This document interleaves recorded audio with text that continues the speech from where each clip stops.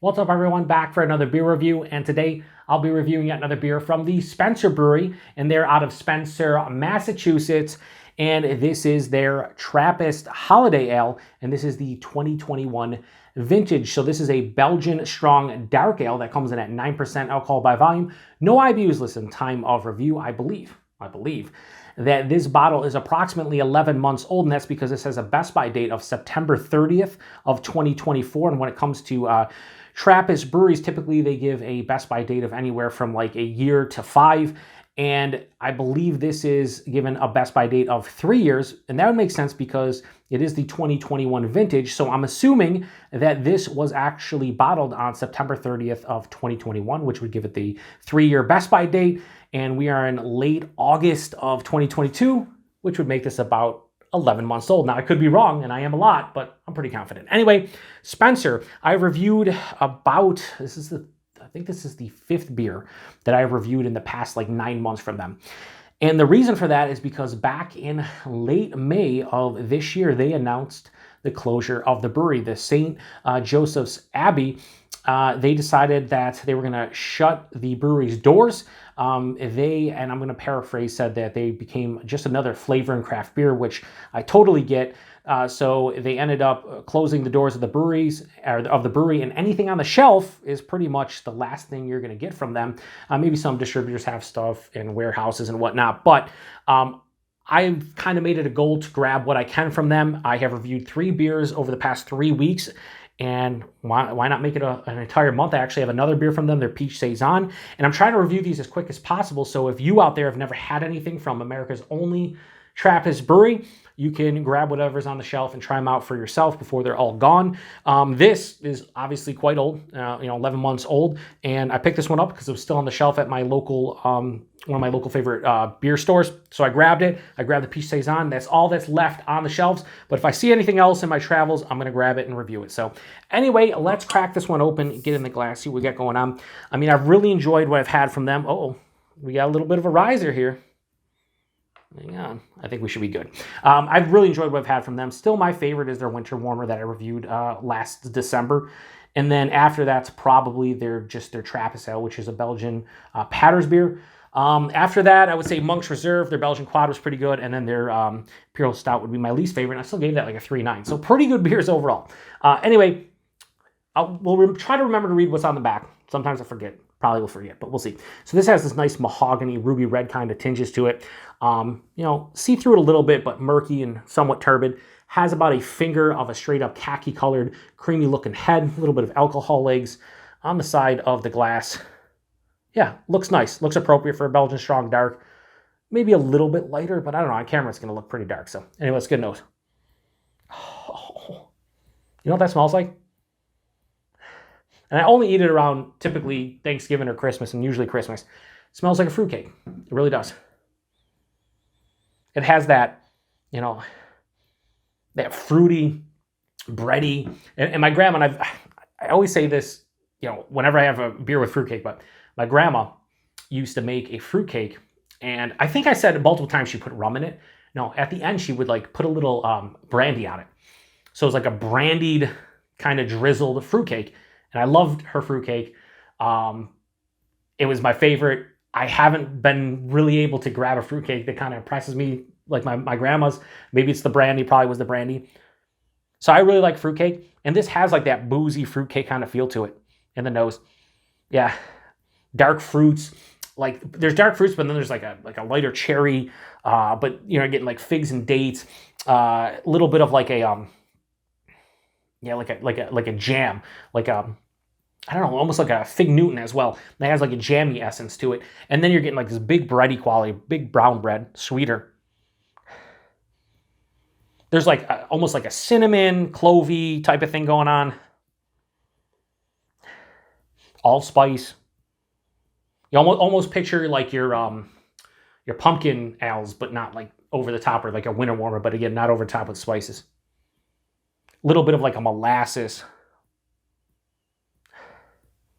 It smells sweet and malty, but it doesn't smell like it's going to be like overly sweet. It's going to be appropriate for what a Belgian Strong Dark should be.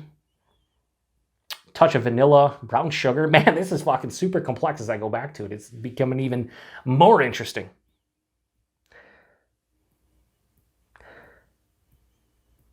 Maybe a slight banana touch, maybe from the yeast esters. I just want to smell this, but we got to drink it at some point. So cheers, everyone.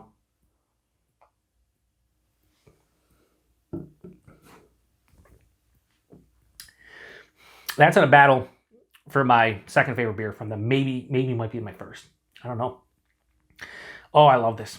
This is really tasty. Okay, strong, Joe. Strong. He said strong. Joe. What? Joe, what? Time out. Now, I love this. Can't be throwing around the word love. You know, you just can't just throw it around for every beer. I really enjoy this. I thoroughly enjoy this. It's really nice. It's tasty. Body in this is heavy. Lower to medium full body. Definitely probably the biggest body I've had from a beer from them. That's one issue I had with the quad. I felt it was a little bit lacking and it was a little bit thin. Same thing with the Imperial Stout. I didn't think it was like super thick and viscous. This is definitely like again, lower to medium full, appropriate. Mouthfeel carbonated, but really smooth on the palate. Glides down to throat hole. The finish is just great in terms of the smoothness. Body, yeah, spot on. Mouthfeel, really nice. The taste, it's fruitcake to me. It's like layered, complex fruitcake. Again, you could name a bunch of different fruits. I'm getting a little bit of like a cherry, dates and figs, even like a slight nuttiness you would get in a fruitcake. And that's on top of a really nice brown bread kind of base to it. There's molasses, there's brown sugar.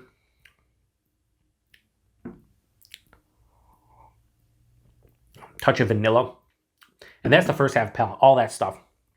I mean, I could sit here probably for like 10 minutes and pick out different fruits. I really feel like there's and the cherry I'm talking about is like a lighter cherry. You know how you get like the candy jelly fruits or whatever in a fruitcake? It's kind of like a cherry version of one of those.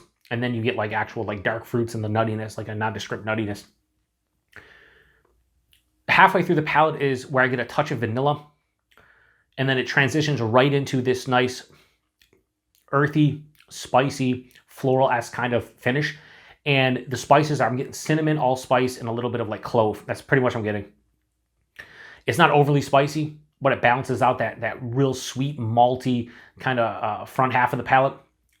It finishes semi to full on dry with a mild bitterness. The dryness is, I think it's a spicy dryness from the cinnamon, the perceived cinnamon, allspice, and clove. Underlying banana kind of yeast ester, maybe a very slight though. Like because it's a Belgian-esque, it's a Belgian Strong Dark. I think I'm reaching or looking for it, so I kind of picking it out. If I was doing a blind, I don't know if I would necessarily say it. This is a sipper, 9%. It's boozy on the palate a little bit. Kind of let you know, hey, this is a big beer, slow down. A little bit of warming into the chest. But this is, so they call it a holiday ale. I think this is great for the holiday season. You drink this around Thanksgiving or Christmas, around the holidays, and it's cold outside and you want something to warm you up. You're going to sit there for 45 minutes, an hour, just sip on this beer, and it's going to warm you up. You're going to have that perceived fruitcake kind of quality to it, and it's going to be really nice. At least that is my perception of this beer. This is really fucking good. I don't know where I would place this so far of the now 5 different beers I've had from them, but I think this is top 2. So I think I gave the Winter Warmer like a 4.35. I think I gave the Trappist Ale a 4.25. Let me see how the throwing the yeast in there has clouded it up quite a bit. Let me see how throwing the the last ounce or so with all the yeasty goodies at the bottom. Let's see how it changed it up.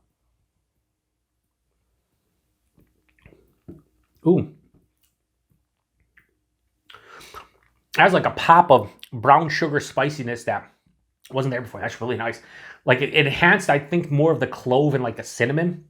Not overbearing because the brown sugar comes in. I think it made it slightly more sweet. So that was welcomed. So the Trappist Holiday Ale, the 2021 vintage from Spencer. I don't think I like it as much as the Winter Warmer, but here's the thing. I guess it would depend on like what I'm looking for. Like their winter warmer, typically winter warmers are like, 6.5, 7% or higher. I think theirs was like 5.4 or 5.3, something like that. So this is like the imperial version of that. Obviously, it's not the same style or anything, but I feel like if I want something to warm me up, I'd take this. The winter warmer is better flavor-wise. So I'm going to give this a high 4.25. We'll go 4.3 out of 5. I think that's a fair score. I will say this without question before we get into price availability. If you see bottles of this on your shelf or 4-pack of it or whatever, and it's not ridiculous in terms of price, grab this, especially if you like Belgian Strong Darks and you like fruitcake. A lot of people out there watching my channel probably don't like fruitcake. I know it's one of those niche kind of desserts, if you even want to call it that, where I feel like you had to grow up eating it to really enjoy it. I happen to really like fruitcake, so I dig this one. But if you like those flavors, this is you all day. Price and availability, I paid for something for that bottle. It was like high 4s.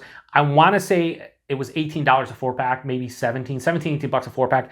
On their website, again, if you go to the Spencer website, they have a link to order their stuff online. I think bottles of this like $6 on their website. It's a little bit pricey, but if you can't find anything locally, it'd be worth it, especially if you like what I talked about in terms of the flavor profile. Availability, again, they close their doors, so whatever's on the shelf or at distributors, that's all that's out there. You can go to their website and order it, like I said. And I will say this, I should kick my own ass for sleeping on these guys for so long. When they first opened up in 2014, I didn't pick up any of their stuff because we didn't get any of their stuff. It took a couple years to get distro here in the Western New York area. I think they started showing up maybe 2 years later. And by then, I kind of like the I won't say novelty because it wasn't novelty, but like the newness, them being the only American Trappist brewery and something new kind of wore off. I was like really excited in 2014, 15 passed. I was like, oh, when are they going to show up? And then by 2016, I was just whatever. And then they showed up and I was like, whatever. I don't really care. I should have cared because are these as good as some of the authentic Trappist breweries overseas? In some ways they are. I mean, this, their quad isn't going to touch like, a Rochefort 10 or a St. Bernardus App 12 or a Vestletteren or something like that, right? But it's still really good for an American brew Trappist. And you're not paying, you're paying pretty much similar prices, but you can get them fresher because they're brewed here in the U.S. They're not imported. I think they do a really good job. It's a shame they close their doors, but it is what it is. And yeah, so anyway, I might actually go buy a bottle of everything and just age it for a couple of years. Shout out to Eric Gilbert, a friend of mine, viewer of the channel. He said to pick up some of the Trappist Imperial Stout and age it for a couple of years. It turns into something amazing. So maybe I'll pick up a bottle of everything and age it for a year or two to their Best Buy. Maybe, I don't know if I re-review them, but maybe. Why not? Fuck it. We'll see. Anyway, appreciate everybody stopping by for another beer review. Stop by next week, well, tomorrow, because I review every day, but next week, I'm pretty sure I'm going to review their Peach Saison, part of their fruit series. Really excited about that one, different kind of out of the box for something from them. And I like peaches. Saisons are pretty damn solid. I enjoy them, so we'll see. Anyway, if you've had this one before, post in the comment section. Appreciate everybody stopping by for another beer review here on the Beer Patrol. Appreciate everybody stopping by. I'm trying to buy time here because I'm like, did I talk? Oh, shit. I'm glad about that time by not doing anything that I should have and not speaking proper English because I can't. But back of the label, it says mahogany in color. Yeah. Wholesome in body. Yes. Lightly spiced. Yeah, I would say more moderately spiced, but lightly spiced. I'll allow it. And it says a heartwarming feast day ale from our table to yours. Yes. Very simplistic, but right on the nose. They nailed it. And also, I was going to say 9%, but I already talked about the ABV. You definitely feel it. It's boozy. You feel it. You understand it. And I appreciate it. Anyway, to the next one. Cheers.